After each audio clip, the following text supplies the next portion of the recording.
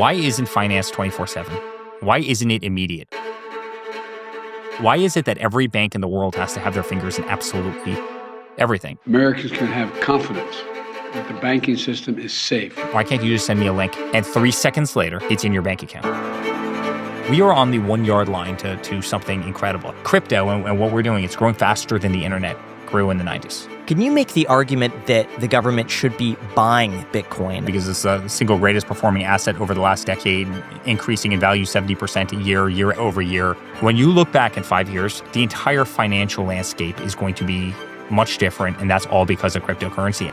I became the most subpoenaed person in American history, 112 subpoenas for doing nothing wrong. I've never gotten so much as a traffic ticket. 91 indictments toward my father, debanked by every major financial institution in the country. They came after us like we were dogs. And I really believe it can never happen again based on the moves being made in crypto. All the public criticism, all the attacks, how do you deal with it? And how you do it?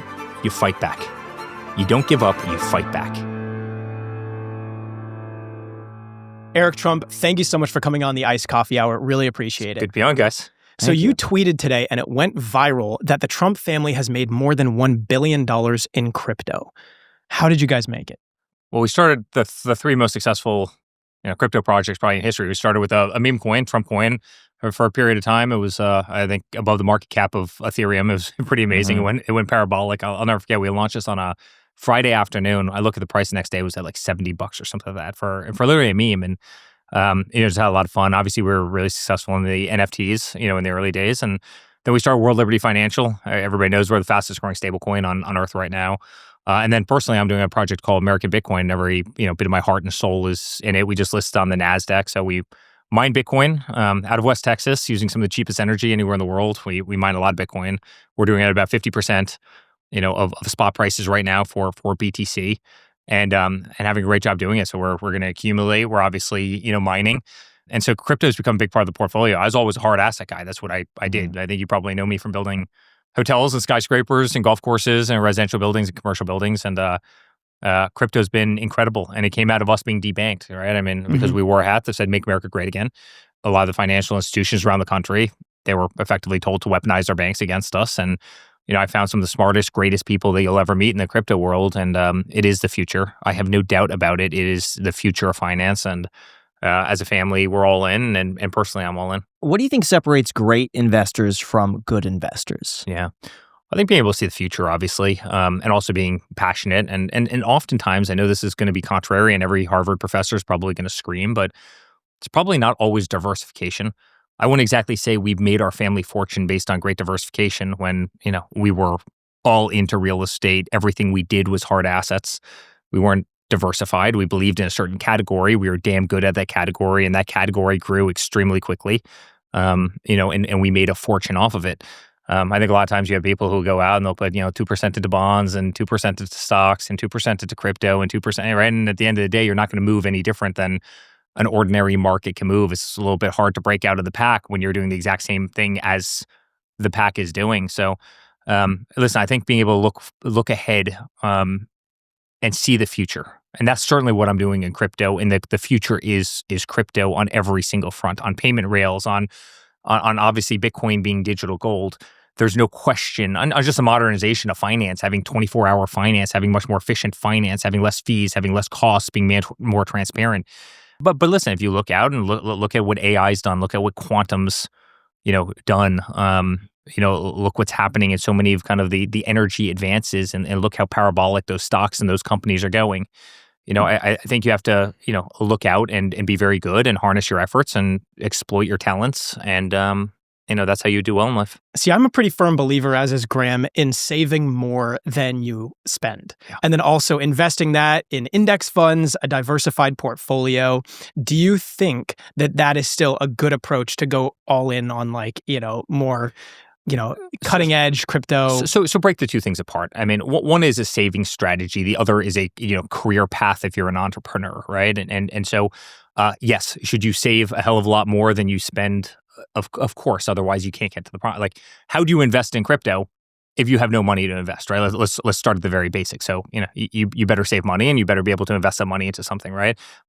Yes, I do believe in that, and I do believe that there's a big portion that, in a way should be peeling off 12, 13% in great ETFs that are efficient, where you're not going out with crazy money managers that are underperforming the market, where they're charging you 220 and all sorts of crazy rates. So listen, there's certain disciplined finance, but I think in terms of becoming a great investor and really making your money, you're not going to do it simply by investing in T-bills. It's just never going to happen. No one's ever become wealthy, investing in a product that goes up 5% a year, 4% a year. You can hold on to wealth. You can save money. If you've got a great career and you're siphoning off $100,000 a year or $500,000 a year or $1 million a year and you're investing in a product that's stable, fantastic. But you also need a career that can throw off enough money that you can actually get to that promised land. What's the best investment advice that you've heard? Well, I mean, I guess there's a difference between investment and career, right? I mean, I focus so much of my investments on my actual career and on betting on projects that I think I can effectuate and do a great job with. And so I think you have to separate the two, right? And then I think once you make a lot of money here, you can take that and you can properly invest it over here, and you can do so very, very kind of safely and securely. But I think the vast majority of our bets have always been on ourselves and our talents. We go find a messed up hotel, great location, great property, iconic as hell, run like hell. No money was put into it. Management teams stunk. They weren't good with what they did. They didn't have the heart. They didn't have the soul. They didn't have the passion. The owners didn't have the vision. And so oftentimes we go in and we'd buy those properties for pennies on the dollar. We put money into them. We'd re-envision them, and we would turn them into gold mines. And we did that over and over. And in a certain way, it's almost like venture capital, right? But in a little bit of a different space, in like the hard asset space, right? And that's always really rewarding when you can take something that was a mess. Hey, I did with this property that you're standing in right now. This was a Ritz-Carlton. They had run the thing into the ground. They didn't know the difference between, a tee and a fairway and a green. They weren't golf people. They were sucking money. They were losing a lot of money every single year. I bought the property, and 9 months later, I had the thing, cash flowing positively. And today it's one of the most successful properties in all of Florida, right? And so, going in with a little bit of common sense and fixing a place, repairing it, I like that kind of bet. I do have to say the team here was incredible. Thank you. We moved some of the furniture around, and immediately when I texted Nancy, 3 people showed up within a minute, and they came with tape measures, and they were making sure everything was level and the same height. It was incredible. So that's my analness that comes through, the teams, and I've become famous for, not walking through the front doors of our properties, going through the loading docks. I know every single mechanical room in every single one of our properties, in every one of our attics. I know every HVAC unit. We are very, very granular. And if your back of house is perfect, if that mechanical room in the basement of a building is spotless, well lit, well painted, immaculately kept, you don't need to worry about anything else in the operation. And that standard will flow through all the employees and everything they do. And I can't tell you guys, especially with Secret Service in our lives now, how oftentimes I go through the back of one of these famous hotels all around the world. They are normally dirty, grungy, lights are burned out, the ice machines are disgusting, they look gross. You will never find that one of our assets. So why can't we apply that same standard to politics? I'm curious, going from business into politics, what was the one thing that surprised you the most out of all of it? Yeah. I'm sure you went in with an expectation as well. Yeah. I think the lack of competence of a lot of politicians, if you want to know the truth, right? I mean, these are mainly people who didn't have jobs. Look at Joe Biden, right? Joe Biden, had been in politics for 55 years, 56 years actually when he got out, right? I'm a 41-year-old guy. I've got gray in my beard. Think about it, right? Never signed the front of a check, never built anything. Most of his life had yes/no decisions, yes/no votes. Could you imagine if my life was a yes/no vote, right? I mean, I might need to effectuate 500 things to get to the end result. And it's all a roadmap in order to get there. And so I think it creates very binary thinking, and oftentimes some of the politicians who are, debating and voting on the most complicated, items that we have in society know nothing about and have zero real world practical skill I mean, look at like some of these minimum wage, proposals that are going up in New York, doubling, tripling minimum wage. Well, that's great other than the fact that they're just going to, automate every single service, and you're not going to have any jobs in the state because they won't be able to afford to pay for it. Right. And you see that, like, look at California, right? They want to triple minimum wage, double minimum wage. And guess what Dunkin' Donuts does? They just automate all of their processes and fire all of their employees. And I think sometimes you need to be able to have a comprehension of the other side, of a topic. And so oftentimes these politicians, because they've never run a business and they've never signed a check and they've never had to make payroll and they've never lived through a recession or a depression, they have no idea what the hell they're doing. But now, in fairness, though, isn't that advancing something that we're going in that direction anyway? So let's say they do raise the minimum wage and now it's $40 an hour. I feel like we're heading in that direction anyway. The jobs are going to be taken over by AI, so they're just speeding the process up. They're probably speeding the process up, probably at the behest of people, and they're forcing it. All right, and, right now it's not forced. It can, capitalism can chart that path and the speed of that path.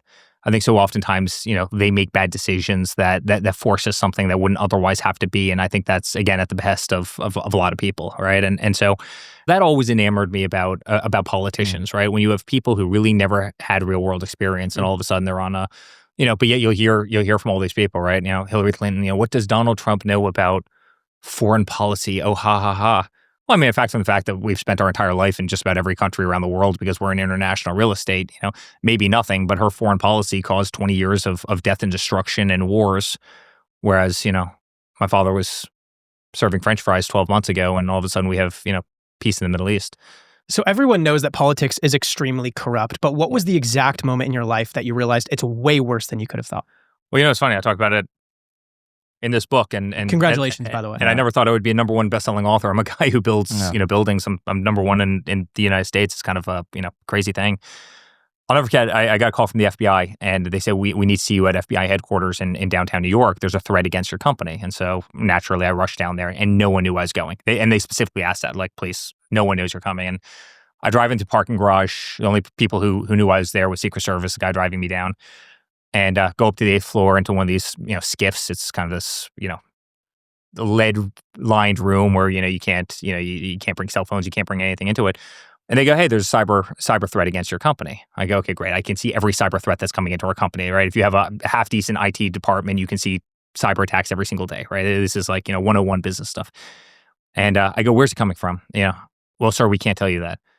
Guys, is it China? No. Is it Russia? No. Is Iran? And their eyes just, light up. Okay, so guys, so there's a cyber threat coming out of Iran. Least shocking thing I've heard all day. But you can't tell anybody that this is happening. This is absolutely secret. You can't tell anybody. And I go, okay, I won't tell anybody. Thanks a lot. Like, this whole thing's felt like it's a waste of time. You could have just told me, hey, there's, cyber threats. Just be really careful with your servers and everything else. But they swear me to secrecy. I go down to the parking garage. I get in a car, and no one, guys, knew I was there. My assistant didn't know I was there. No one in the company knew I was there. I was driving up the ramp in the FBI building in New York, and I got a call from the head of ABC News, a friend of mine. Eric, I hear you're down at FBI headquarters. And I go, John, what are you talking about? He goes, I hear you're at FBI. I'm like, I'm not at FBI headquarters. He goes, yes, you are. I know you're in the building right now. I go, John, I'm not at FBI headquarters. He's like, Eric, listen, we've known each other for a long time. Don't lie to me. I go, how would you know something like that? And he goes, because their press office out of Washington, D.C. just called to tell me that you just left their skiff and they were briefing you on a cyber threat from Iran. And I go, you got to be freaking kidding me. Beyond. The Secret Service agent in the front of the car, who was with me for 3 years, I had him on speakerphone at that point, was clenching his fists like he wanted to fight. I just couldn't believe that was the status of the government, that they would do something like that. And then we get into Under Siege, right? That was kind of my first, where they impeached my father twice, right? They make up dirty dossiers. The dirty dossiers were talking about golden showers. They were talking about things. All they wanted to do was have my father, divorced, lose his family, embarrassed, all paid for by Hillary Clinton, right? They made up the Russia hoax. So we had secret servers in the basement of Trump Tower communicating with the Kremlin. Give me a break. We don't have servers in the base. You know why you don't put servers in basements? Because basements flood, right? Let's just start at the basics. I became the most subpoenaed person in American history, 112 subpoenas for doing nothing wrong. I've never got so much as a traffic ticket, right? 91 indictments toward my father, debanked by every major financial institution in the country. They came after us like we were dogs. They raided Mar-a-Lago. They raided Melania's room. They raided Barron's room. It was the government. It was the government. It was Joe Biden. It was Merrick Garland. You think Joe Biden is literally pulling the strings, saying like, you do this, you do that? Because I actually don't think that he was, competent enough to. Okay, fine. So Joe Biden or the auto pen or his underlings or Merrick Garland, who is definitely, capable enough of this. They lied. When they raided Mar-a-Lago, they said it was on behalf of NARA, National Archives. Does anybody really believe that the National Archives has enough power to tell 30 armed FBI agents to raid Mar-a-Lago and it not come from the White House? And by the way, they've all but admitted that it came from the White House at this point, right? But, no one believes that, right? I mean, why was Letitia James at the White House every week, right? Why was Alvin Bragg at the White House every week? Why was Fannie Willis and Nathan Wade at the White House every single week? Was that their jobs? Like, isn't that a little bit strange? Like, we know that Hillary paid for the dirty dossier, right? We know that Barack Obama was the one that did, the Russia hoax. First because they wanted to try and make sure my father didn't get as many votes. And then second of all, because they were so embarrassed that a ragtag group of people who didn't know a damn thing about politics beat them, that they want to be able to perpetuate this narrative for a long period of time, right? They weaponized every bank. They weaponized every, financial institution. They weaponized the DOJ. They spied on our campaign. Kind of forgot to mention that before. How do you handle all of this? All the public criticism, all the attacks. How do you deal with it? And how you do it? You fight back. You don't give up. You fight back, right? And that's this story, guys, right? They wanted to destroy us. They wanted to bankrupt us. They wanted to have our family get separated. They wanted, certainly my father, to get divorced. They wanted to see us voiceless. Hence the reason we all got stripped off Twitter, Instagram, Facebook. They turned down all of our dials. It's one of the reasons you guys are as successful as you are, right? Because people are sick and tired of, they want to hear independent media versus, the nonsense that ABC and NBC and CNN and everybody else was shoveling for years. I mean, they wanted to see us dead. They wanted to see us in a jail cell. And when none of this worked, you know what they did?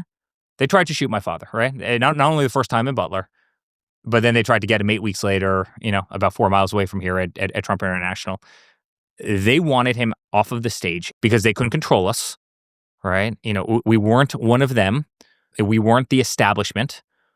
They couldn't believe that we beat them at their own game. I mean, guys, we self-funded our first campaign. Hillary Clinton raised $1.5 billion and actually knew what a delegate was, and we still beat her, right? It's kind of a remarkable thing. And we love this country. We love our nation. We love the Constitution. We love God. We love faith. We love freedom. And our country was going to hell. And so guess what? We fought. And we fought relentlessly. And I talk about it in the book, it was, guys, we either won the White House or we were going to be in jail for doing absolutely nothing wrong. Like that was the pendulum that was the Trump life. And I said that to my father in the car one day. We were coming out of a courtroom in downtown New York. And I go, it's either 1600 Pennsylvania Avenue or you and I for doing nothing wrong are going to be in 2 jail cells because that's how bad the system was weaponized. We all spend money on little things every week: coffee, gas, groceries, nice suits. But imagine if all of that spending automatically earned you Bitcoin. Well, that's exactly what the Gemini credit card does. They're the only instant Bitcoin rewards credit card out there. With this, every purchase you make earns Bitcoin back. Or in this case, you could get up to 4% back on transportation, 3% on dining, 2% on groceries, and 1% back on everything else. It's really one of the simplest ways that you'd be able to gain a little extra exposure to Bitcoin without trying to time the market or buy it yourself.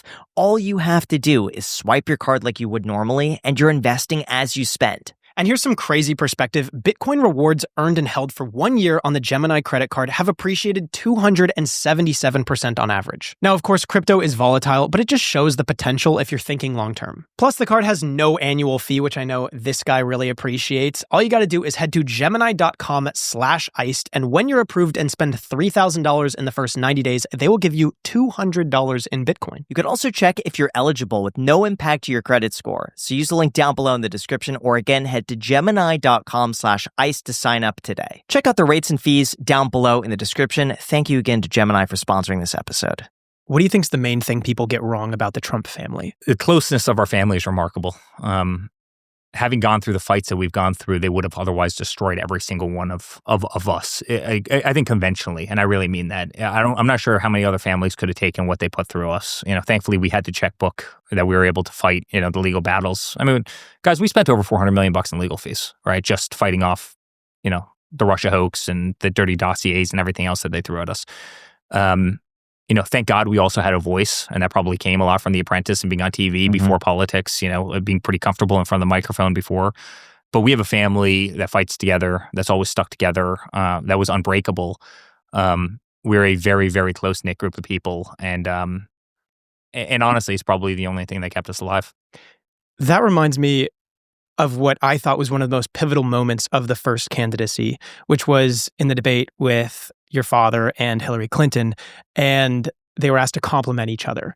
And Trump said, "Oh, she's a fighter. She'll never give up. And she's you remember a what hard she worker." said? And she said, "Oh, you have great kids." Yeah. Which is kind of like everyone thought a backhanded compliment. It's like, well, you're not really complimenting his character. You're not you're just saying, oh, you have good kids. Hey, I'll take it as one of the kids, as one of the benefactors of the compliment. Right? You were probably thrilled. Take it. But I'm curious, what is something that you learned from your father that's outside of politics, outside of business, just purely on a human level? I think whatever you do in the world, be myopically focused on it, right? And that probably goes back to what we were talking about with business. Everything I had ever seen him accomplish, when it was the residential buildings, he was myopically focused on the residential buildings, building Trump Tower, right? And he just, it would be the only thing that was in his mind. When he got to the golf courses, he loved doing the golf courses, and me and him were myopically focused on it. It's all we thought about. It's all we did. It was literally occupied 95% of this. Same thing with The Apprentice. Like when I was The Apprentice, just everything was ratings. It was the cast. It was the filming. But nothing else came in the way. He was always incredibly focused. When politics came around, his only focus was politics. 7 days a week, 24 hours a day. And every single thing that he did, he turned to gold, right? And I think when somebody becomes myopically focused on their passion, whatever that might be, and for whatever reason they're trying to do it, I think it's awfully hard to beat them. I think kind of the weekend warriors are very easy to beat, and the people who are lazy, the people who show up at work at 10:30 in the morning and go home at 3:00 in the afternoon, they don't stand a chance against that person who's driven and will go through every single wall in order to get to their objective. But there's no denying that people like that exist. Do you think that they're just a product of their environment where being lazy is totally fine? There's no real push to be exceptional at anything?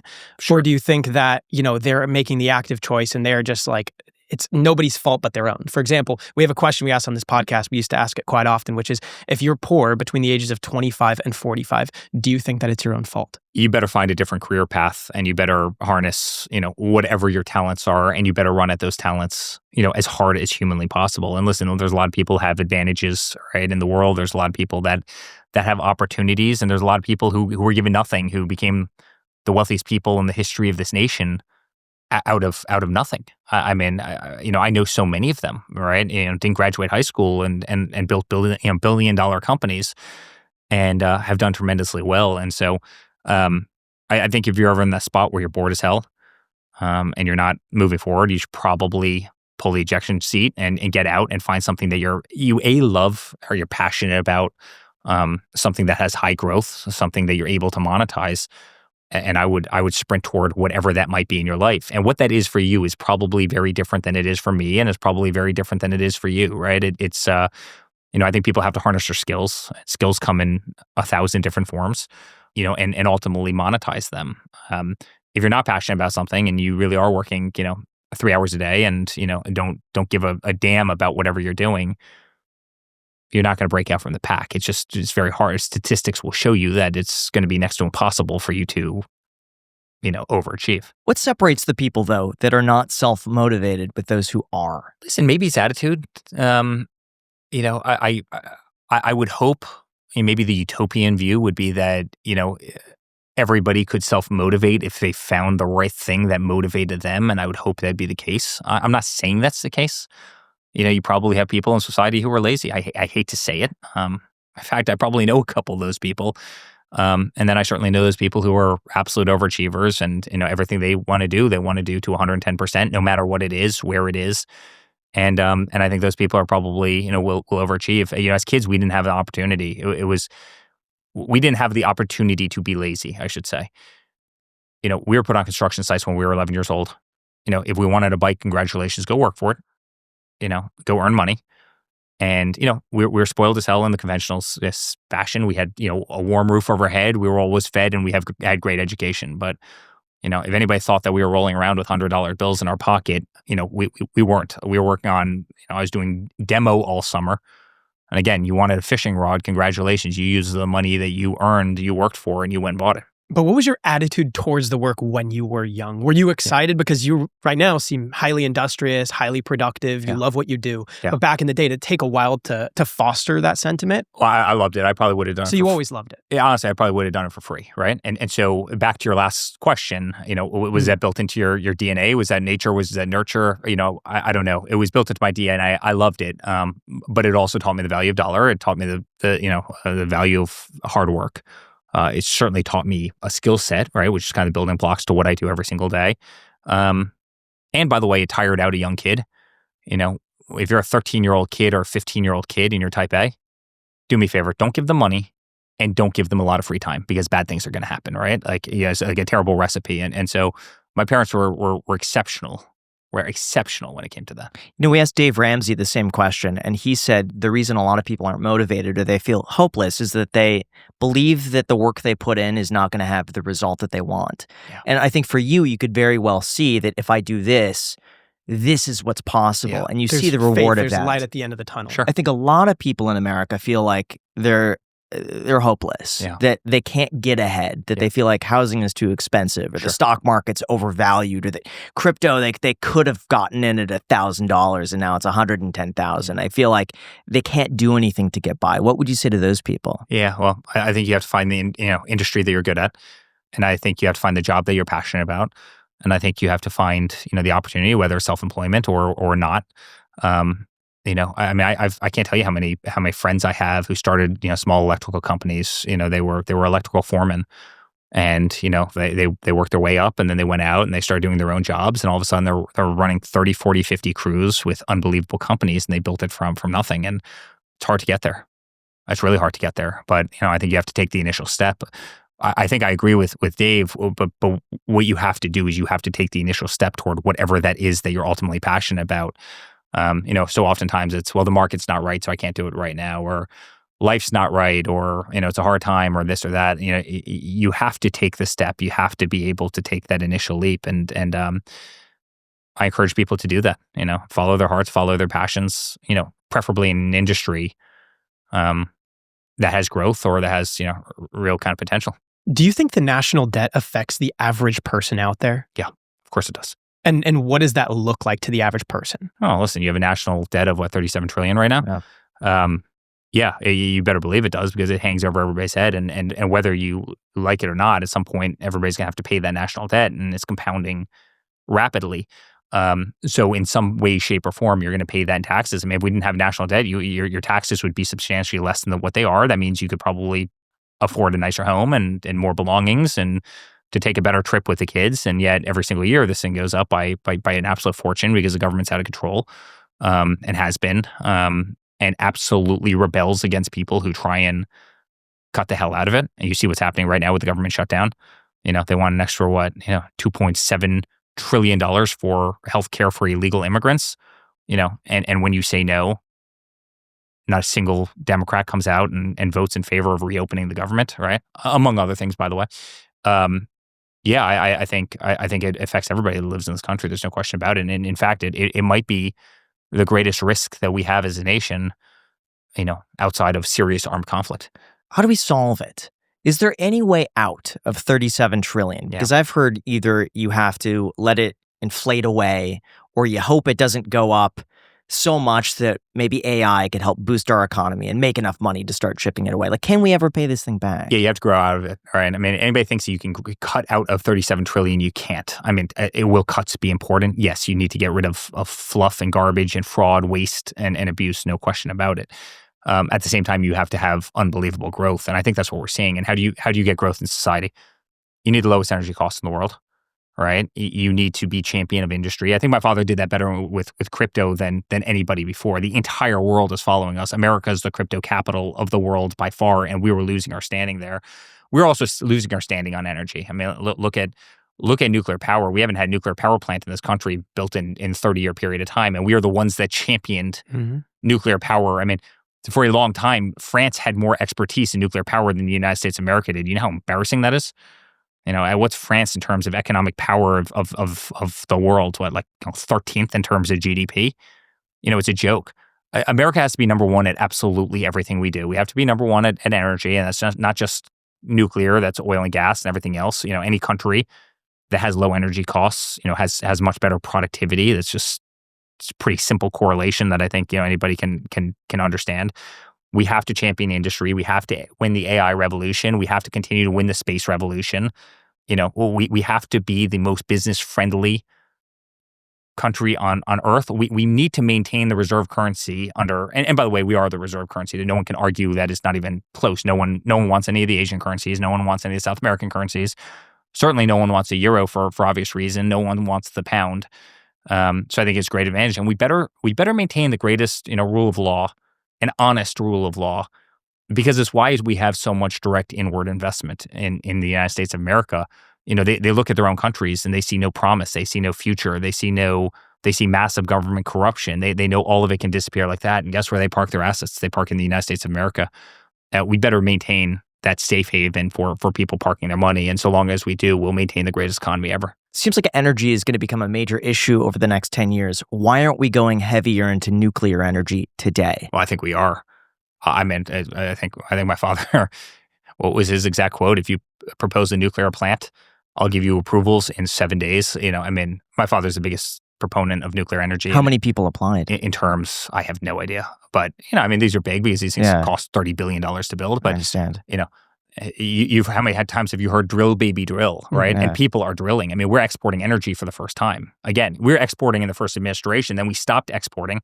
In fact, we became an importer of energy. Now we're exporting again. And that's not just oil, right? That's natural gas. You've got states, look in New York with Marcellus and Utica, and you've got the greatest natural gas, shale anywhere on earth. It makes Saudi, it makes the UAE look like small potatoes. In upstate New York, in Ohio, in Pennsylvania, they're not even tapping into most of it, right? And so we need to drill. We need to be energy independent. And by the way, there's a ton of other forms of energy as well. Solar is doing great, right? We're in Florida right now. Every day there's another solar field, and it's working great. It's augmenting the grid, and it has its purpose. But nuclear is going to win the day, especially these small nuclear reactors that are coming out, these SMRs, and it's fascinating what's happening. So we're huge advocates for financial literacy. That's what Graham built his entire brand on. I joined because I became financially literate because of his content on YouTube, helped us create this podcast. And I think that is pretty much the main thing causing people to go poor or some people to go wealthy. Why is financial literacy not taught in schools? Some people speculate that there are elites that want to keep people poor so they can keep them under their thumb. Yeah. Why is it not taught in school? It's the simplest thing. We learn the most... Well, it's useless. It's useless. I zoned out in high school. I hated it. Then why do we teach anything in high school? It's such an obvious... Shouldn't. It's such an... I agree with you guys 100%. It's because our educational system is absolutely broken. I went to a school where I was taking Latin classes. No disrespect to, formation language, but, give me a break, right? Art. 100%. Listen, I went to Georgetown. Georgetown's top 10 school in the country and in the world. It's, it's up there every single year. I can't tell you how many nonsense classes that we took in I don't want to disrespect, I could go down the list of worthless classes that I took there, but you had liberal arts majors who couldn't calculate a mortgage, who had no idea what the difference between principal and interest was, right? Compound interest. The fact that probably less than 50% of people know about compound interest is a crime. Credit score. How to get an 800 credit score. How to open up how to get a home mortgage, how to get a car lease, how to the difference between interest principal, or how to calculate any of it, right? How the stock markets work, how the bond markets work. And I'm not talking about, complicated quant, right? I'm talking about just, the fundamentals of all of it. Yeah, exactly. How the FICO system works, and why you might want to actually maintain a high score, and by the way, even just basics, how to open up a bank account, savings account. All right, what a 401k is and how to utilize it effectively, and what you should be doing with it. No. We are grossly, and by the way, and that's before you get into just the basic concepts of economics and other things that can help in your daily life and business. But why is that not taught?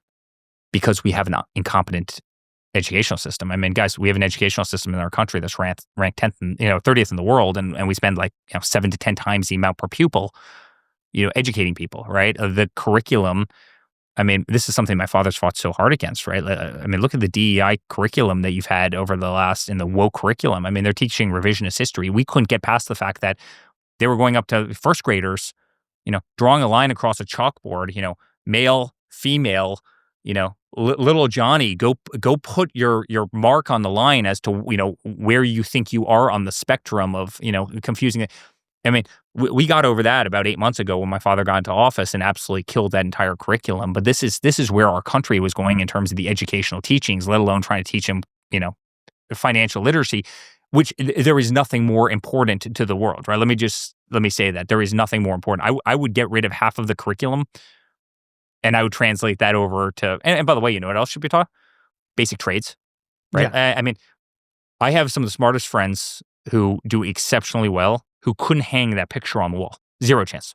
Zero chance. And if they did, the thing is going to be crooked as hell. They're certainly not lining up two pictures and having them be within an eighth of an inch of one another, right?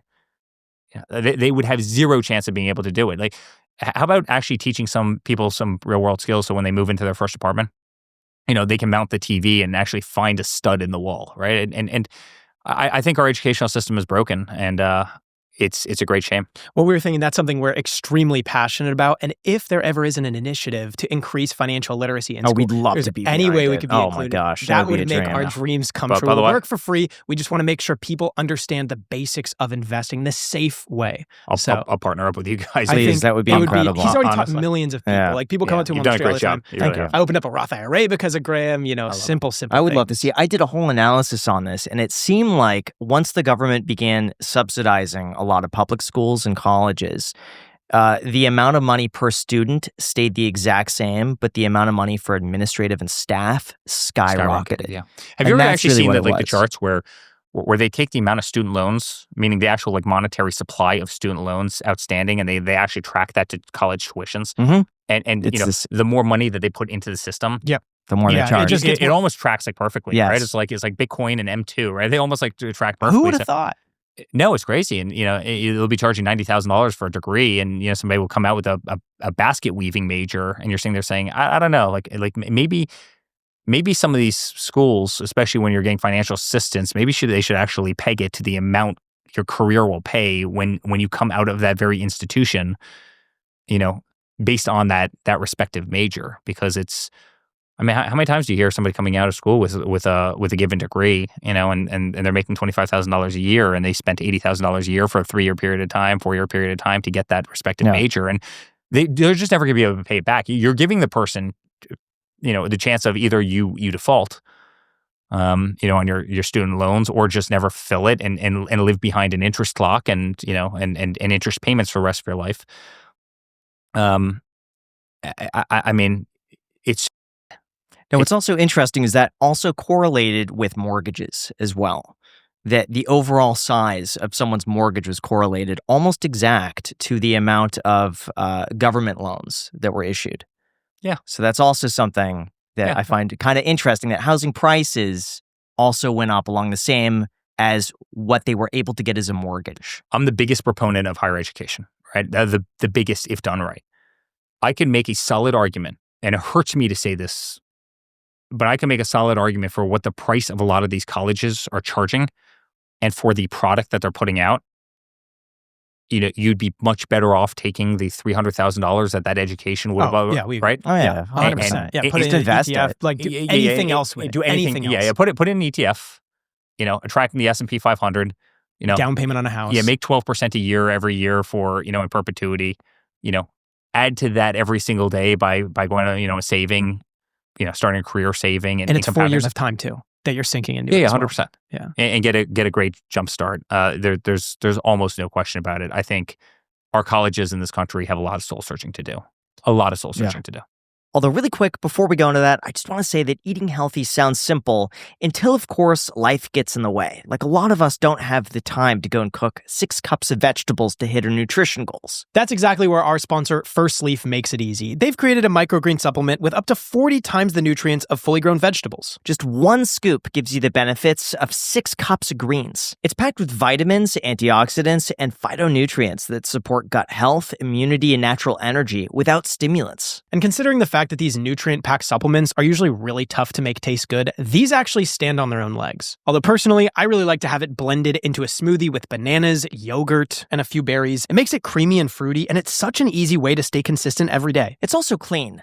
non-GMO, vegan, pesticide-free, gluten-free, and what's super unique is that Firstleaf actually does the growing and harvesting themselves. So try it out today by going to drinkfirstleaf.com/iced to save 30% off your first month subscription. Seriously, guys, do not skip your veggies. Either mix it with water or throw it in a smoothie, and it's a super easy way to stay consistent on your nutrition. Again, that's drinkfirstleaf.com/iced to save 30% off your first month subscription, or the link is down below in the description. Thank you so much to Firstleaf for sponsoring this episode. How has the quality of your life changed over the past few years? I started fighting for a cause that wasn't monetary, which is very different, right? I always wanted to build great buildings. I always wanted to have unbelievable teams.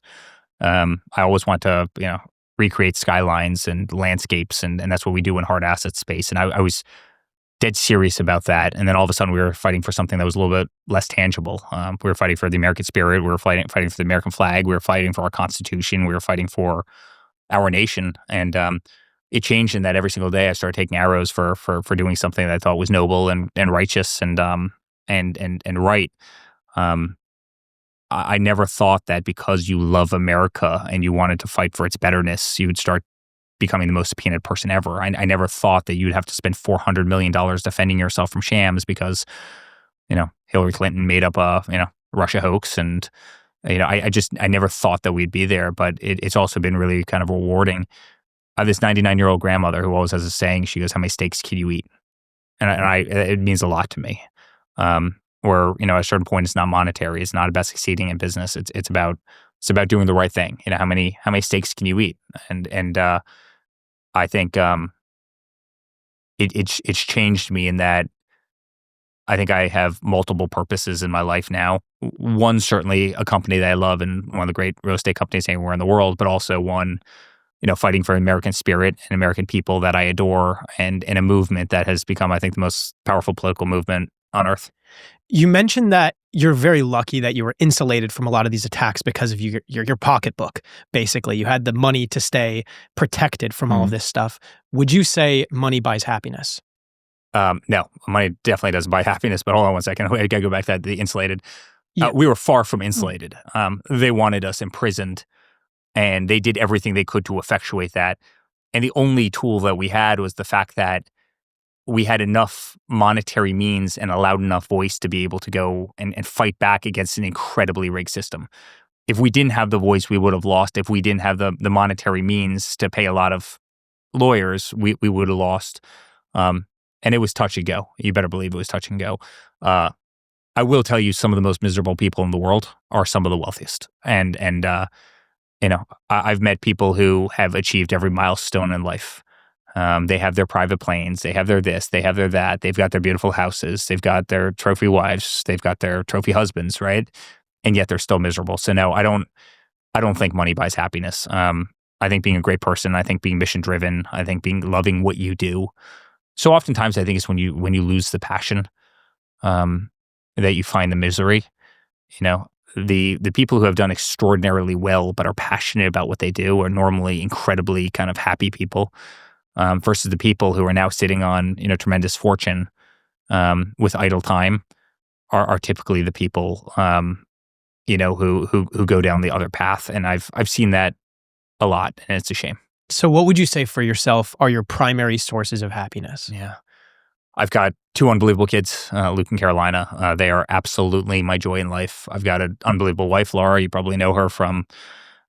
She's become a superstar in the world of politics and on Fox News, and she's amazing. I love building, meaning in my free time. I love projects. I love the shooting sports. Love the outdoors. Love being outside. Love dirt bikes. Grew up on dirt bikes, and still doing a lot of the ATVing stuff. So I love the outdoors. I love waking up early.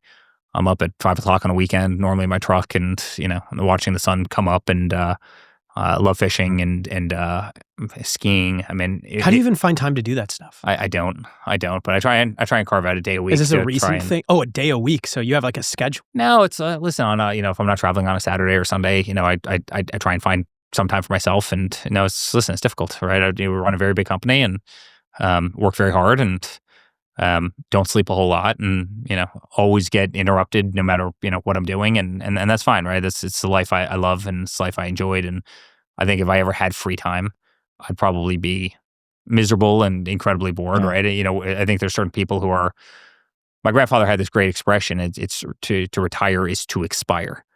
And I think we're all built that way. I think humans are probably actually built like that. But no, I like to run hard in everything I do. And I can't tell you how many times I'll come off a plane at 1:00 in the morning and I'll be up at 5:00 in the morning to try and get a couple free hours of free time. So I think what actually gets compacted in my life is actually probably sleep, but that's okay. Yeah. We operate on very little sleep anyway. Would you ever run for president? I retired from politics. I called my father the morning of the election after we won in it was November 6th. And I said, Pops, I love you. I'm going back to the company. I'm going back to the people I love. I'm going back to, doing this. I'll run this side of life, and, you do a great job for the country, and you won't need to worry about anything over here. And, I know the country's in great hands. And I never thought I would have been in this race. I never thought I would have been a major player on that stage. And I was. And arguably without me, my father couldn't have done it, right? Because there would have been no one watching over the actual company. And, that was everything he had ever built, everything he had ever created. This is a major, he had an answer back in the 80s, which is, if it ever got so bad that we had no other choice, I would do it. And that would probably be my answer as well. I've seen the best of politics. I've also seen the worst of politics. I've seen how they can try and destroy a family for doing absolutely nothing wrong. I see how they can lash out and try and imprison you and bankrupt you and then kill you, as they did to my father twice. At the same time, I see this as kind of amazing transformational change that he's making every single day, right? I mean, peace in the Middle East, who the hell would have thought, right? Look at where our economy is, look at where our world is, look at our standing around the world. And so, the good news for the first time, I can see, I really see people who are making a difference. He's making a difference. And I think that's a beautiful thing for our nation. And we better have good business leaders running this country and not these bureaucrats who have been, can you imagine if AOC ran a $32.5 trillion economy? Yeah. Well, it's Deloitte. They're polluting the oceans. Did you see that? Yeah. I mean, but like, I mean, look at Kamala, right? I mean, she goes out and talks. Her big economic plan was to stop the price. What did she say? Gouging. No. She said gauging. Price gauging. Oh, right? Sorry. Price gauging at the grocery stores. Yeah. Price. So she wants her economic plan for this country is to stop the price gauging. Now, have you seen the margin though that they have at grocery stores are making a ton of money. They're making 1% margins. Yeah, I mean those guys. If anyone has money, it's the people who run the grocery. The grocery store owners. Casamatides is a friend of mine, right? Owns Christides and D'Agostino's and all those, and a lot of places are not even making that. You know why? Because of the theft in some of these cities, right? When you used to have a theft rate of, half of 1%, and now all of a sudden, you have 7% of product walking out of your stores in high tax environments, with spoilage and everything else that you have in the supermarket business, you're not making anything. And the hardest business, but yet Mandami wants to go and nationalize grocery stores. So, in all the infinite wisdom of City Hall in New York, I mean, I've saved them more times than you can count. We saved them on a skating rink in Central Park. We saved them on a golf course, which they spent 30 years trying to build at a cost of almost $300 million to build a golf course. And I got the thing done in 18 months, right? And yet in City Hall's infinite wisdom, they're going to go nationalize grocery stores and make these things profitable. Give me a break. How are you going to save New York in a sense? Like, it seems like he's getting a lot of attention. And I would even love to have him on the podcast. We would guys, we try to have people on the left on this podcast all of the time. I'm not just saying that seriously. They don't do it. They don't do it. We want more people on from the left. We have Eric Trump here right now, guys. This is your chance. If we could just get Mamdani, if we could get Kamala, love that. If we could get anybody, AOC, Bernie Sanders, please. Ask her all the same questions you asked me today. What's funny, we would love to. We've thrown out the offer for years and zero response back. Yeah. So if you could help, because I'm in real estate. Are you guys on talking terms? Well, I mean, can I be honest? I'm in real estate, yeah. I mean, the reason they won't do it is, they don't control you. They control ABC. They control NBC, right? I mean, network TV became the kind of the PR arm of the Democratic Party. Everybody knows that, right? The reason you guys are doing great is you have an independent voice and you can ask questions and you can ask them uncomfortable questions. And because of that, they won't go on your programs, right? Like if they go on CNN, they're going to just, they're going to hold up little, fluff T-balls, and let them kind of hit it out of the park all day long with nonsense. And in the case of ABC, you saw what they did with, Kamala's interview. They literally edited all the questions to make her try and sound intelligent. And they took questions, they edited her answers, and they tried to make her sound intelligent. Like and that's the reason these people won't come on your podcast, because they have to do what I've done for the last 90 minutes, where you actually have to be intelligent and run your mouth and know the answers to kind of far-reaching topics of which these people don't because they've never lived in the real world. And as I said before, most of their votes have always been, yes and no. But seriously, that is an honest offer. So if anyone if you know Kamala, let her know. Are you worried about him getting elected and destroying a city and putting these policies in place and driving people out? He was talking today about a 52% tax rate in New York City. Well, listen, guys, I left New York. I left New York because of the weaponization in New York, but I left New York also because of the taxes. I mean, between we left California. Because of taxes. We left back in 2020. How can you blame me? I mean, let's just take a tale of two cities, right? New York, which was our entire life. I still have a lot of assets in New York, and let's take Florida for a second, right? New York is thinking about increasing property tax, just taxes in general even more. You mentioned the 52%, kind of marginal, right? Yet DeSantis is coming out every day saying he's going to eliminate all property taxes in the state of Florida, right? You know why DeSantis has that much cash? Because everybody left New York and they all came down here. There's an article in New York Times saying that the top 18,500 taxpayers in New York City paid 85% of the taxes. And they all left. They all left. And now all of a sudden they want to raise taxes again. You know what they should do? They should go the exact opposite way. Cut wasteful spending, bring down the tax rate, and no city in the world could compete with New York. I love New York. New York's amazing. I love New York. I love everything about the city. If they had, and I'm not talking about bringing it down to zero, but if they brought state and city tax down to like what North Carolina has, 4%, 4.5%. Oh, it would crush. Same with California. So many people would move back to California. People would pay the marginal difference, 100%. Yeah. You couldn't compete against New York. You could pay a little bit more, but what's going to happen? He's going to come in. Your streets are going to get dirty. Your streets are going to get unsafe.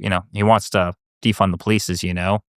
He hates the Jewish population. I mean, he says including last night on Martha McCallum, he said that he wants to imprison Netanyahu if he ever came into New York. So Netanyahu comes to speak at the UN, and you're going to have the mayor of New York imprison him? This can't be serious.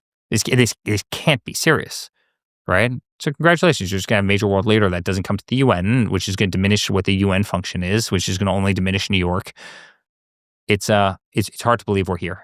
It's incredibly. So what are you planning to do, if anything? Listen, I no longer vote in New York. I'm a proud Florida resident. I love it down here in Florida.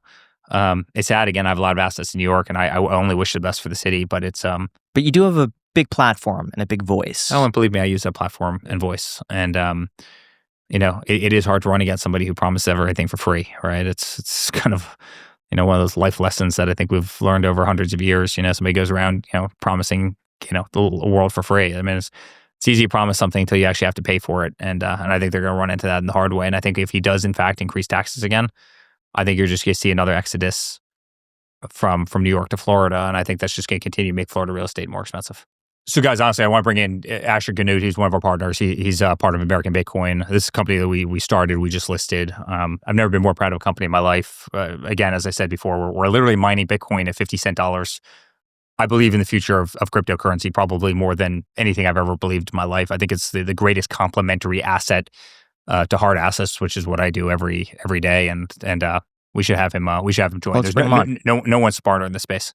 Real talk for a second. If you're trying to grow on social media, short form content is literally digital gold. It has been one of the biggest drivers of success for the Iced Coffee Hour. We just take our best moments from the podcast and we can clip them up for TikTok, Instagram, YouTube, you name it. But let's be honest, it takes a lot of time to do that properly. And that's why tools like our sponsor, OpusClip, are a total game changer. For those unaware, OpusClip isn't just a clipping tool anymore. It's a full-on AI-powered video editor built for creators. So incredible that it could automatically pull in your long-form YouTube videos, find the best moments, add captions, B-roll, and even schedule clips to post while you're away. It's like having an entire editing team, but built by AI. Top creators like Jubilee and Darman are already using it, and we actually use it here on the Iced Coffee Hour. You see this clip Togi reacted to? It was made with OpusClip. And here's the best part. Everyone who signs up with our link gets 1 week for free, plus 50% off your first 3 months. All you have to do is go to opus.pro/icedcoffeehour or click the link down below in the description. Again, that is opus.pro/icedcoffeehour. Seriously, guys, we cannot recommend it more. For what they deliver, it is extremely affordable. So if you want to get a bunch of content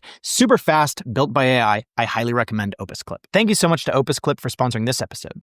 Although really quick, let's be honest, the big phone carriers are all stuck in the past. I mean, over $100 a month for a phone subscription that barely changes is insane. That is exactly why our sponsor Helium Mobile is flipping the script on wireless, and you can actually get a phone plan for free. With this, their Zero plan gives you reliable coverage for $0 a month. No contracts, no credit card required. Plus, you could also bring your own device and phone number. This is perfect if you're a light user, a traveler, or just someone who wants to try out a second SIM. And Helium Mobile is the only plan that rewards you back. It's called Cloud Points. You earn them from just using your phone, and you can redeem them for e-gift cards for brands like Amazon, Apple, and Sephora right inside the app. Then from there, if you want more data, you could upgrade to their Air plan at $15 a month or the Infinity plan at $30 a month for unlimited everything. All of this is still way cheaper than the big guys. If you're curious about coverage, you get nationwide 5G plus their community-built network, kind of like their Airbnb of telecom. That's exactly how they keep it reliable, affordable, and yes, even free. So click the link in the description or download Helium Mobile on iOS or Android today, skip the contracts, and try the plan that's reshaping how everybody connects. Thank you again to Helium Mobile for sponsoring this episode.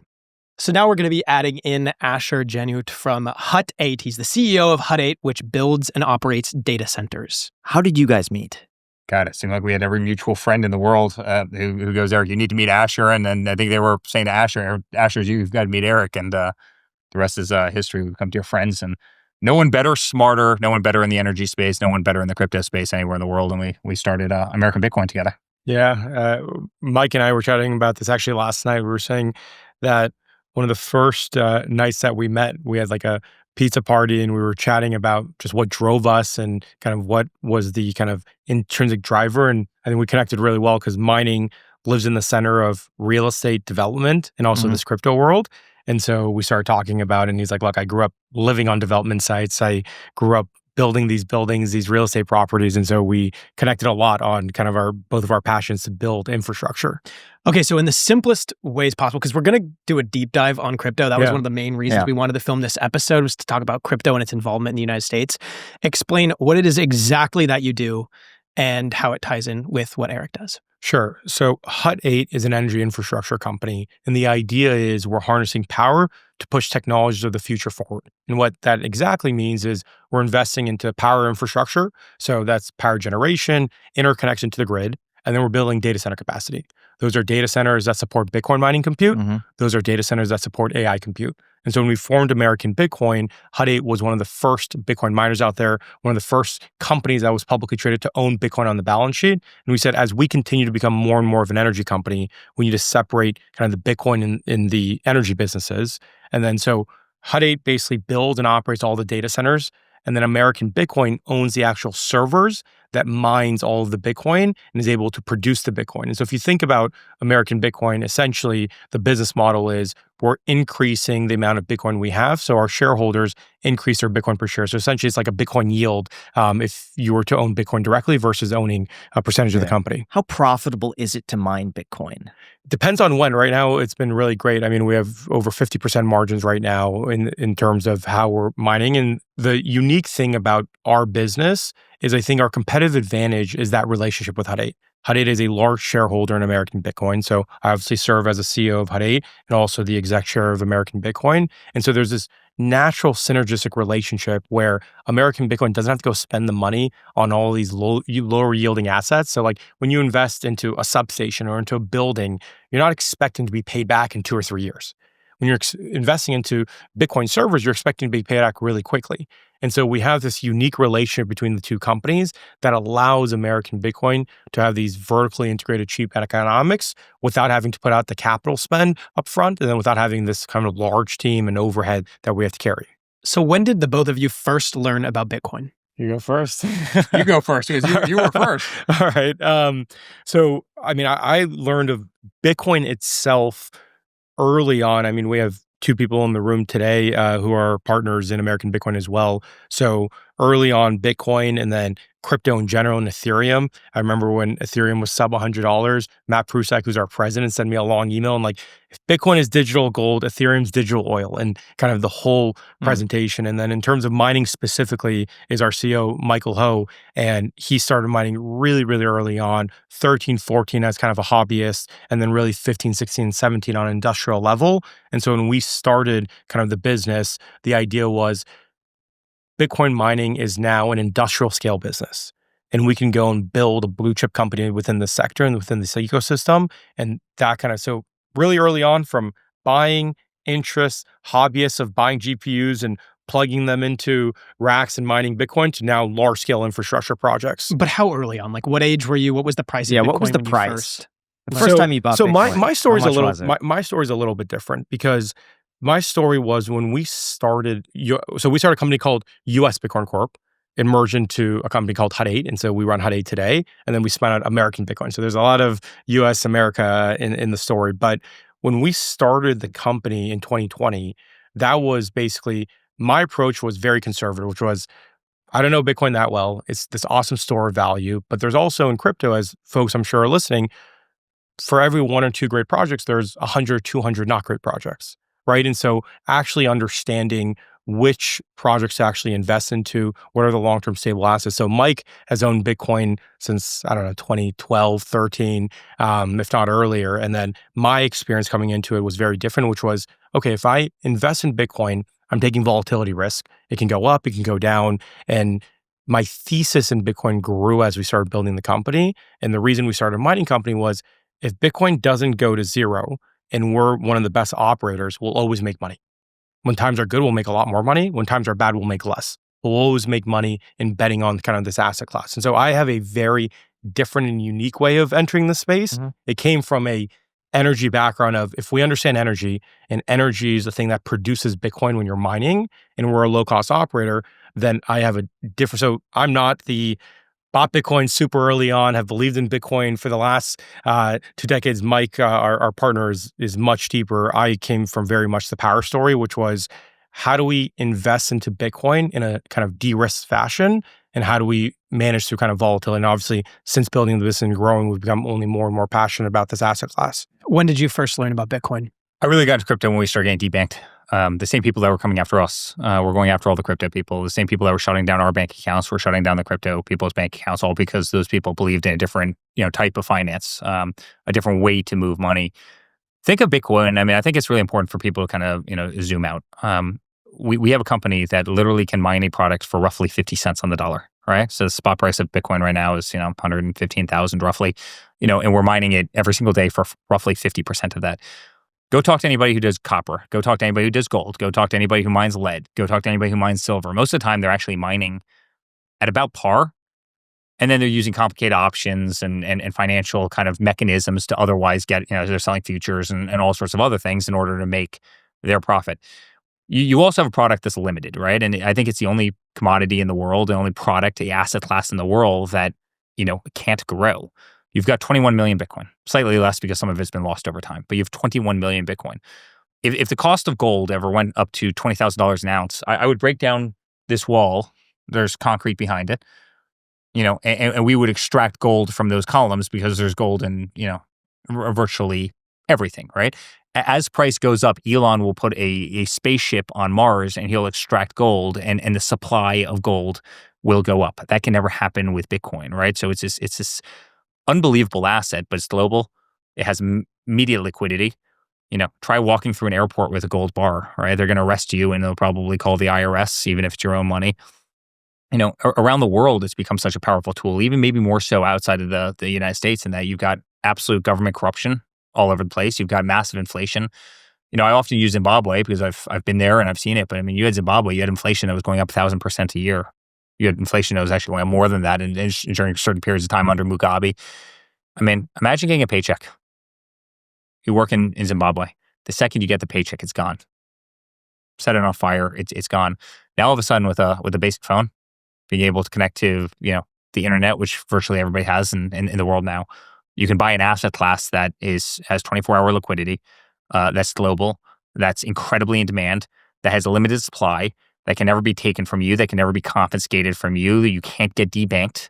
You can't be burned. It can't be taken out by a tornado or a hurricane. It's not subject to your little local branch that can be robbed. Bitcoin has become an unbelievable asset. Try and transfer money. We transfer a lot of money in because we're a very big company. Try and transfer money at 5:01 p.m. on a Friday afternoon. Yeah, through the SWIFT system, that money won't get to its intended recipient until, Monday afternoon, maybe Tuesday morning. Why isn't finance 24/7? Why isn't it immediate? Why is it that every bank in the world has to have their fingers in absolutely everything? If I want to go buy a watch out of Geneva, why do I have to transfer money from, Chase here or whoever the hell I bank with to Geneva? You have FX, currency exchange fees.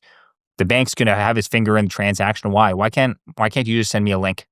A link to your wallet, and instantaneously you receive the funds at virtually no cost to move that money.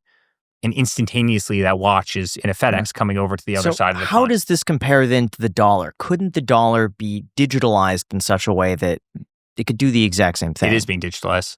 Right. It's called stablecoins. But you're then betting on completely, you're betting on the dollar, right? I mean, Bitcoin is a store of value. It's digital gold, right? That's here. Stablecoins is obviously, digitizing obviously a currency. It doesn't have to be the US dollar, but the vast majority of stablecoins is the US dollar. We have USD1, which is the fastest growing stablecoin on earth right now, and it's pegged 1-to-1 with treasuries off of the US dollar. And so there's no question that the SWIFT system is going to disappear. There's no question that finance is going to become 24/7. There's no question that you're going to have this DeFi atmosphere, using blockchain and smart contracts that can play a major role in the role that traditional finance is playing right now. If you have $1 million worth of assets, right, and they're in JP Morgan Chase, why are you going to JP Morgan Chase to ask them to give you financing?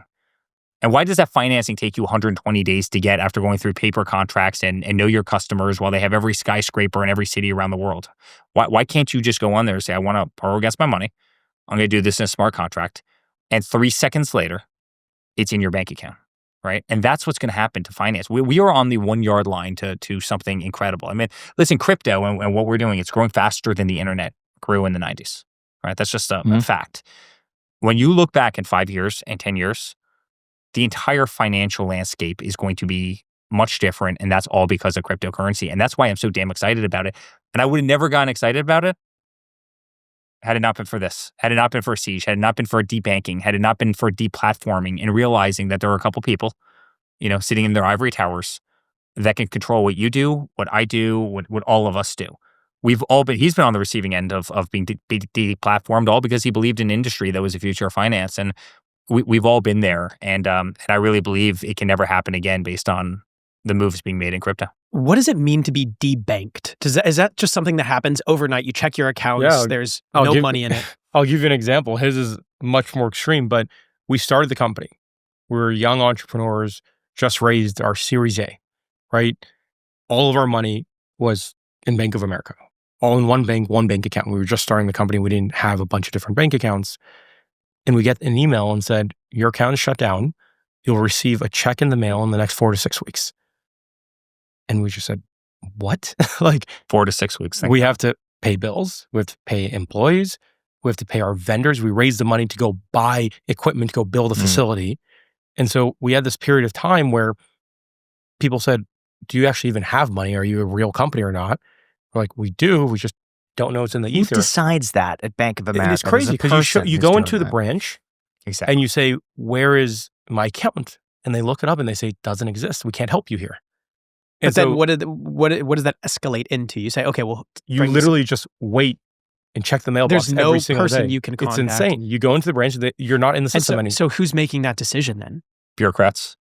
People who can hate you because you believe in something that they don't, which is exactly what's happening to us. So you were posing as competition for Bank of America, I'm guessing. I think it was just because we weren't even buying Bitcoin. We were in the business of buying equipment that were building data centers to support the Bitcoin ecosystem. So imagine getting a call in the middle of the night. I did. In fact, I got a letter in the middle of the night. I got it from Capital One. I got it from all the banks, but the biggest one was Capital One by far. Eric, your accounts are all shut down.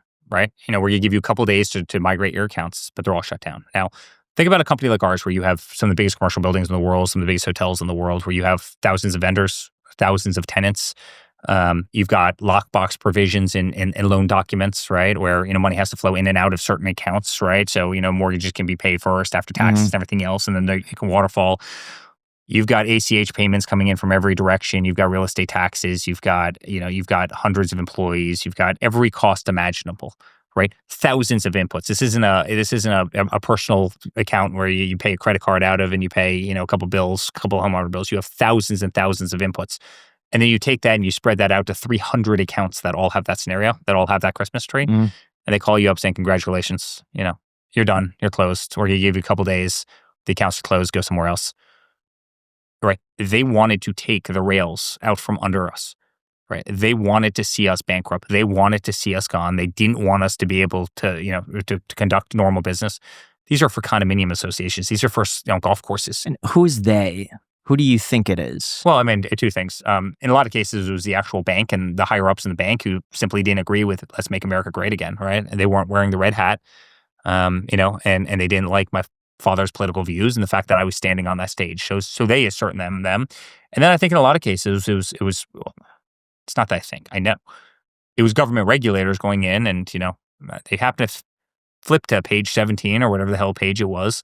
Oh, interesting. You have the Trump organization. I'd be very careful doing business with them because we're the regulators and, we will, start looking. I can't tell you how many of my friends ran big banks and they were shaken down by the government saying, I hear you bank Trump and you better not do that anymore. Guys, this is real world stuff. This isn't make-believe. This isn't, and I would have never believed it could have happened in the United States of America if it didn't happen to me, right? If I didn't see assets that had no affiliation with politics shut down in the middle of the night for no reason whatsoever other than political affiliation. What banks shut you down? Oh, let's start. Capital One, Bank of America, JP Morgan Chase, First Republic. First Republic was big, right? And then about 12 others behind then. But beyond those, I'd say just about every major financial institution in the country. But then you had the Aon Insurances of the world. Then you had the Shopifys of the world. I'll never forget, all our e-commerce platform for Trump was on Shopify at the time. And congratulations, you're hereby closed. Why? Like, why are we closed? Because we're selling golf polos that say Trump National Golf Course on it, right? And that's when you realize that there's nothing that can be done in that world that can't be done better on blockchain. Guess what? You're using smart contracts. They can't do that to you. How is your relationship now with those banks? Well, they all kiss our ass. I mean, what do you think they would do now? How many of them have come back to me and licked their wounds? And how does that look like? Do they just apologize? Do they ever give you a reason? Yes, normally, we very much, Eric, it's so great to see you again. You run into them at cocktail party or a lot of times they'll reach out to you and, we really like to bring the teams back together. You really have an amazing company. We're really proud of everything that you've been able to accomplish. And I'm sitting there gritting my teeth saying, you dirty, I can't say it on the podcast but you can only imagine my anger when I had hundreds of employees who didn't sleep for months on end, as we're working on Hail Mary after Hail Mary to try and find every little small regional bank, who, by the way, loved our accounts, right? Because of the value of them. After being thrown off for dogs for doing absolutely nothing wrong. Could you ever talk to him and be like, hey man, let's just go off to the side. What happened? Who told you this? Yeah, but my conversations aren't, I think the conversation you would have is probably exponentially nicer than the conversation that I would have, right? And I think maybe that's a little bit of bitterness over what happened. Sure. And you'd probably be in the same seat if they did the same thing to you. What's funny, my Bank of America account was shut down. This is back in 2020. Yeah. And my theory, and I've had this account, by the way, for 15 years, and I had a mortgage with Bank of America. And my theory was that I had too much money going in the account, that it flagged it. And they gave me, thankfully, 60 days. They said, after 60 days, we have to shut down your account. That was very kind of them. But, they didn't give you 60 days off. But I had everything going into one account, but I think too much money was going in, and then I would transfer that to investments. And I think they saw big transfers in and out within 24 hours. So I guess it was that. I'm not sure. I never found out. And they never told you. Exactly. Yeah, it was a letter I got in the mail. I reached out and they say, oh, your account has been flagged for something. And I looked it up online. I couldn't find exactly what it was. The employees at those banks, right? Obviously, on a smaller retail account, you probably don't have an exact account rep that just kind of owns you. Mm-hmm.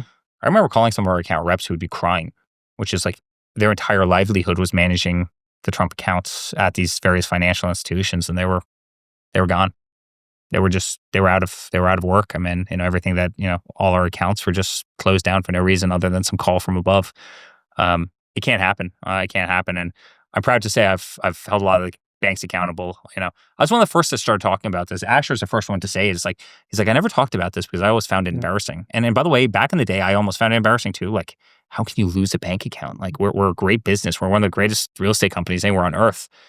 How the hell do you lose a bank account? Like, it was almost like a mark of shame. And now, honestly, it's like almost like a badge of honor that we fought through it.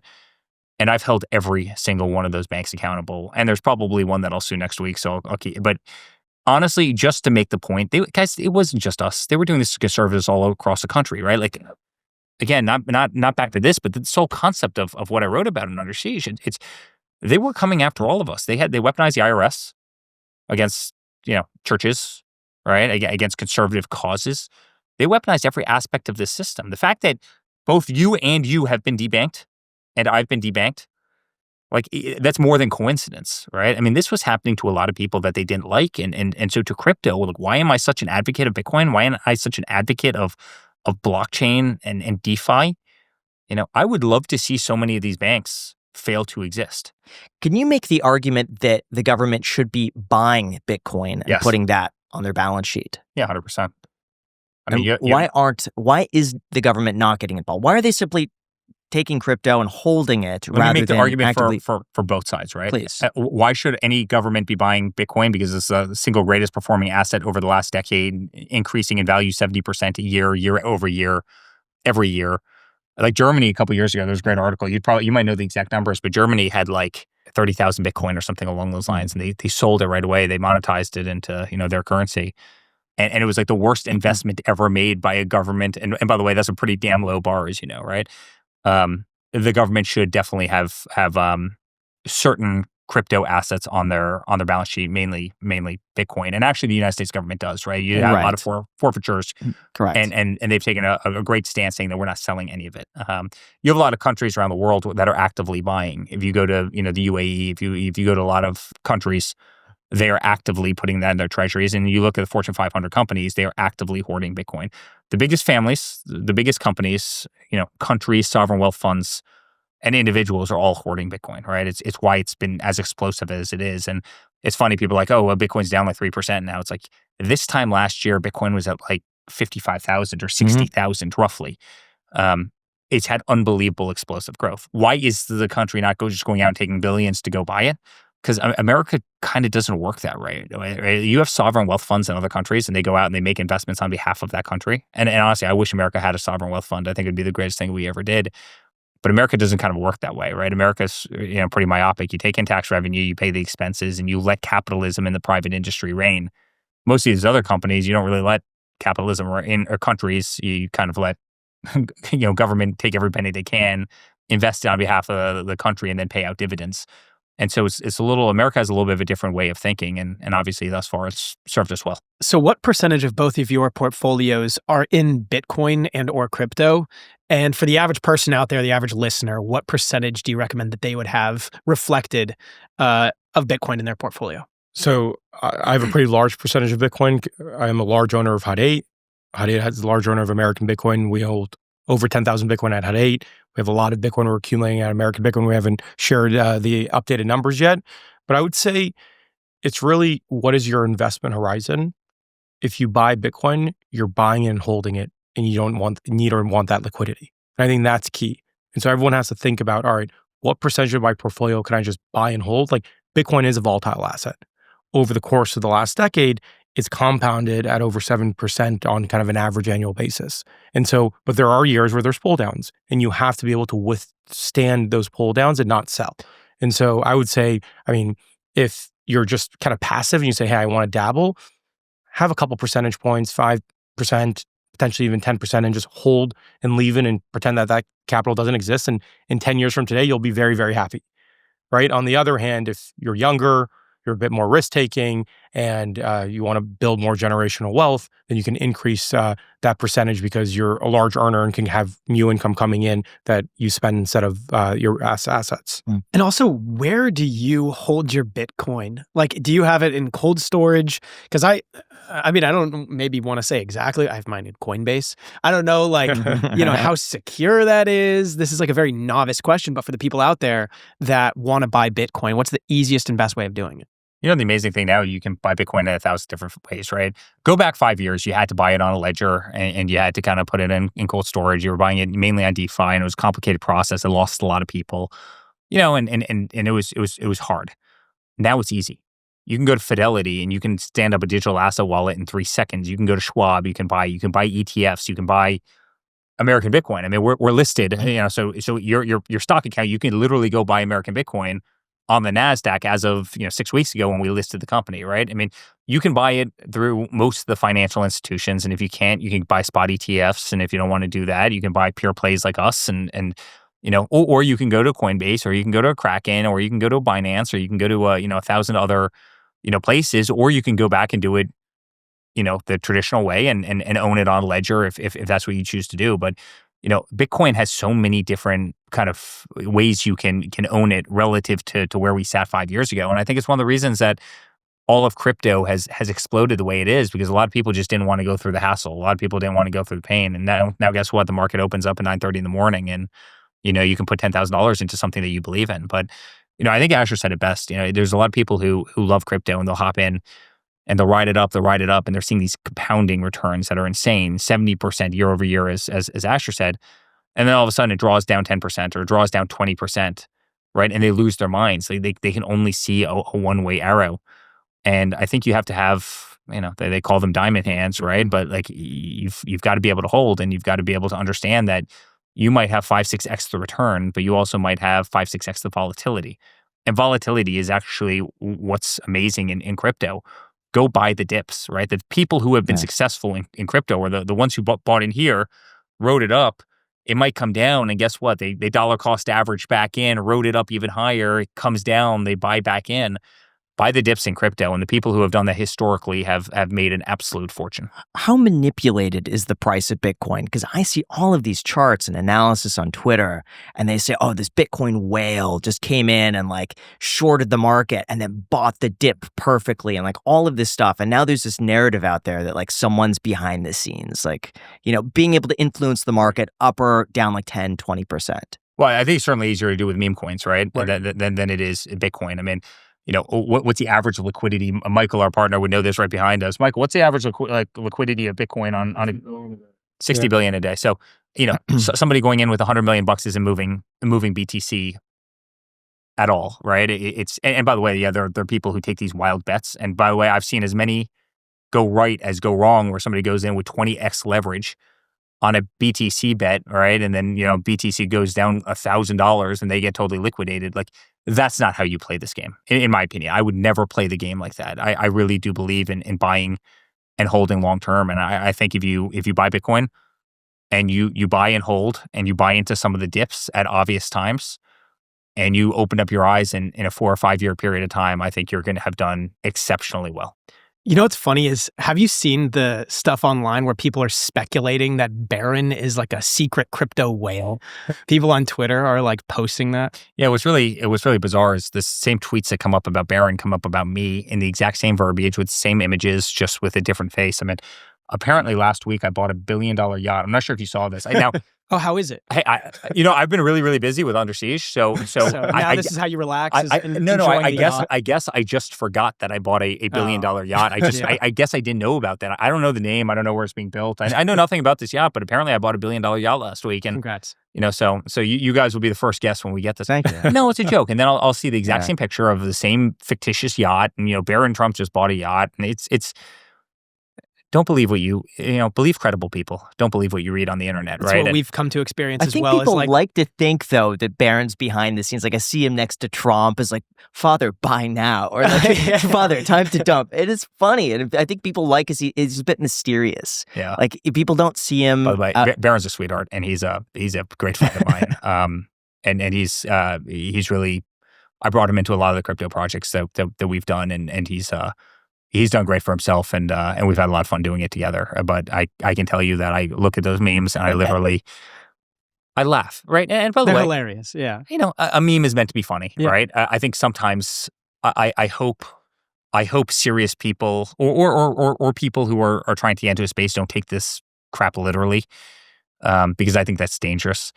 And I think, once in a while, the industry has to mature a little bit. And it's matured a lot. I mean, over the last 5 years, it's matured a lot. You have serious people. I am dead serious about replacing traditional finance with cryptocurrency. I'm dead serious about this. This isn't fun. This isn't trading meme coins. This isn't screwing around. This isn't gambling on brands you like. I am dead serious about the rails of what cryptocurrency will do, and having America lead the way.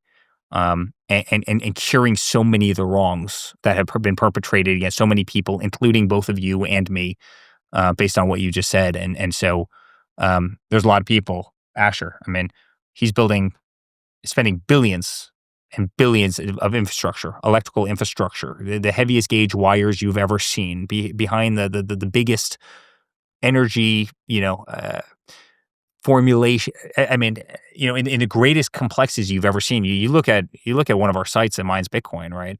Every one of these computers is literally running underwater. They're all liquid cooled. All the chips are liquid cooled. I mean, this is space age stuff. It's real. It's tangible.